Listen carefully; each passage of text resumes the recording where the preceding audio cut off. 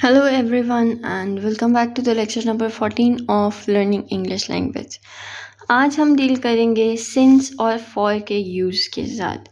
हमने पीछे जो टेंस पढ़ा वो टेंस में हमने परफेक्ट कंटिन्यूस टेंस में हमने सिंस और फॉर यानी कि टाइम पीरियड का काफ़ी ज़्यादा यूज़ देखा, यानी कि उसकी बेसिक पहचान ही टाइम पीरियड था।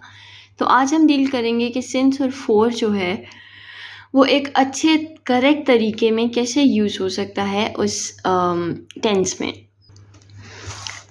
तो सिंस और फॉर ये दोनों चीज़ें ही हमारे पास जो है वो मेंशन या रिकमेंड या फिर जिस चीज़ के बारे में बात करती हैं वो हमारे पास है टाइम पीरियड।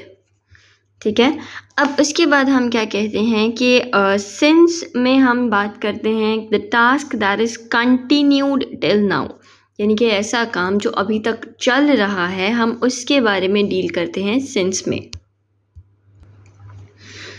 इस चीज़ का मतलब ये है कि जैसे हम कहते हैं वो 5 मिनट से तुम्हारा इंतज़ार कर रहा है, यानी कि वो इंतज़ार अभी भी कंटिन्यूड है ना, तो वहाँ पे हम कहेंगे सिंस 5 मिनट्स। ठीक है, अब हम ये कह सकते हैं कि हम इसमें जब बात करते हैं तो we use to talk about a point, कि किस पॉइंट से अब तक काम शुरू है, यानी कि अब तक काम चल रहा है उस पॉइंट से टिल नाउ। ठीक है, अब ये हम यहाँ पे बात करते हैं सिंस में इस चीज़ की कि किस पॉइंट से काम शुरू हुआ और अब तक चल रहा है। तो बेसिकली अगर हम इसके एग्जाम्पल सेंटेंसेस को देखें, पहले हम ये चीज़ देखते हैं कि यहाँ एक काम 1990 यानी कि 1990 से शुरू हुआ और अभी तक जो है वो कंटिन्यू है, यानी कि नाउ तक, it is continue till now. तो वहाँ पे हमारे पास सिंस यूज़ होगा। तो क्योंकि हमने अभी डिस्कस किया कि सिंस में हम किसी ऐसी चीज़ की बात करते हैं that is continued till now. ये हमारे सिंस की स्पेशलिटी है। अब हम इसके एग्जाम्पल सेंटेंसेस को अगर देखें तो उसमें हम कहते हैं कि I have been studying since morning, यानी कि सिंस मॉर्निंग का मतलब है कि मैं सुबह से पढ़ रही हूँ। ठीक है, अब यहाँ पे सुबह से एक पॉइंट मिल गया जहाँ से काम शुरू हुआ, कब तक, अभी तक भी पढ़ रही हूँ, यानी कि कंटिन्यूड टिल नाउ। तो बेसिकली उस पॉइंट से अब तक, तो ये काम जो कंटिन्यूड होता है उस काम के लिए हम सिंस यूज़ करते हैं। एक और एग्जाम्पल सेंटेंस देख लेते हैं। Ali has been waiting since 3 o'clock, यानी कि अली 3 बजे से इंतज़ार कर रहा है। अब कब तक इंतज़ार कर रहा है, यानी कि टिल नाउ। तो अब ये जो नाउ वाला वर्ड आ गया, यहाँ पे हमारे पास जो है वो सिंस का यूज़ होगा। एक और इसका हमारे पास की फैक्टर आ जाता है कि ये जो वन वर्ड आंसर्स हैं वो बिलोंग्स टू सिंस, कि जहाँ पे हमारे पास वन वर्ड आंसर आएगा उसका मतलब है वो सिंस है। जैसे कब से, सुबह से, कितने अरसे से, 7 साल से। ठीक है, तो नहीं सॉरी, ये 7 साल से वाली जो चीज़ है दैट इज़ डिफरेंट थिंग। तो अगर हम कहते हैं कब से, सुबह से, शाम से, दिन से, 4 बजे से, दैट बिलोंग्स टू 4 या। तो अभी हमारे पास ये जो है वन वर्ड, यानी कि ये सुबह एक फिगर आया, यहाँ पे हमारे पास सिंस यूज़ होगा। अब हम मूव करते हैं अपने फॉर वाले कॉन्सेप्ट की तरफ। फॉर में हमारे पास क्या आ जाता है कि we talk about a fixed period, यानी कि कितने अरसे से।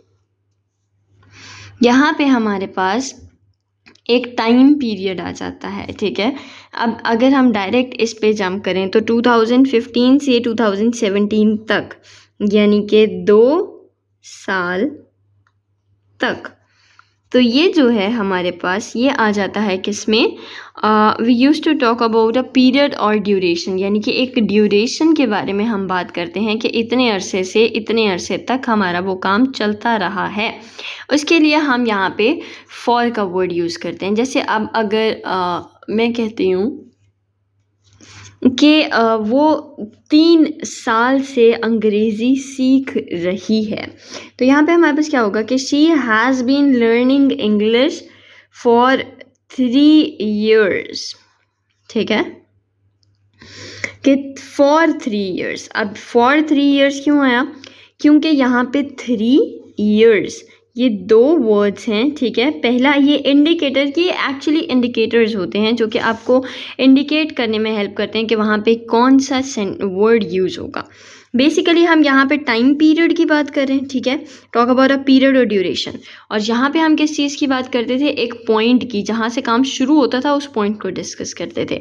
लेकिन यहाँ पे हम शुरू और एंड दोनों पॉइंट्स को एक साथ डिस्कस करते हैं, जिसकी वजह से यहाँ पे हम फॉर यूज़ करते हैं। तो she has been learning English for 3 years, ठीक है? अब इसके बाद हम एक और सेंटेंस देख लेते हैं कि Sara has been eating for 30 minutes, कि सारा 30 मिनट से खाना खा रही है। तो बेसिकली ये हमारे पास फिर से एक ड्यूरेशन की बात हुई, जिसकी वजह से हम कहते हैं कि ये हमारे पास क्या है, यहाँ पे भी फॉर यूज़ होगा। अब यहाँ पे हम कहते हैं कि इसका, जिस तरह से हमने इसका इंडिकेटर देखा था कि 1 वर्ड जो हैं वो हमारे पास सिंस से बिलोंग करते हैं, उस तरह इसका एक इंडिकेटर देखते हैं कि जो यूनिट ऑफ टाइम है, जैसे कि डेकेड्स आ गया। डेकेड बोलते हैं 10 साल के अरसे को, ठीक है? उसको हम डेकेड बोलते हैं। जैसे कि डेकेड आ गया, उसके बाद 2 वर्ड्स जहाँ भी आ जाएंगे दैट बिलोंग्स टू फॉर। जैसे कब से, 2 माह से, 1 word and the second word 1 2, ठीक है? तो इस तरह से जहाँ पे 2 वर्ड्स का आंसर हम देंगे, वहाँ पे हमारे पास क्या आ जाएगा कि वो फॉर में यूज़ होगा। अगर हम इसको देखें, कब से, सुबह से, सुबह एक वर्ड है, ठीक है? और यहाँ पे कब से, 2 माह से, यानी कि 2 वर्ड्स हैं, ठीक है? तो इसलिए इस सारी चीज़ों को डील करते हुए हम ये सारी चीज़ें देखते हैं कि सिंस और फॉर को हम किस तरह से यूज़ करते हैं। फॉर में हम पॉइंट की नहीं, पीरियड की बात करते हैं, और सिंस में हम पॉइंट की बात करते हैं। यानी कि सिंस जहाँ से काम शुरू हुआ और अब तक, और फॉर जहाँ से काम शुरू हुआ और जहाँ पे काम ख़त्म हुआ, दोनों पॉइंट्स को हम डिस्कस करते हैं। तो ये था आज का सेशन। आई होप आपको चीज़ें समझ में आई हों और अब के बाद आपका सिंस और फॉर का कन्फ्यूज़न क्लियर हो गया हो। तो will see you in the next video. अगर कोई प्रॉब्लम है, कोई कन्फ्यूजन है, तो आप कमेंट्स में लिख सकते हैं। I will try my best to answer all the queries in the Q&A sessions, and see you in the next video. Stay safe, bye bye, thank you for watching.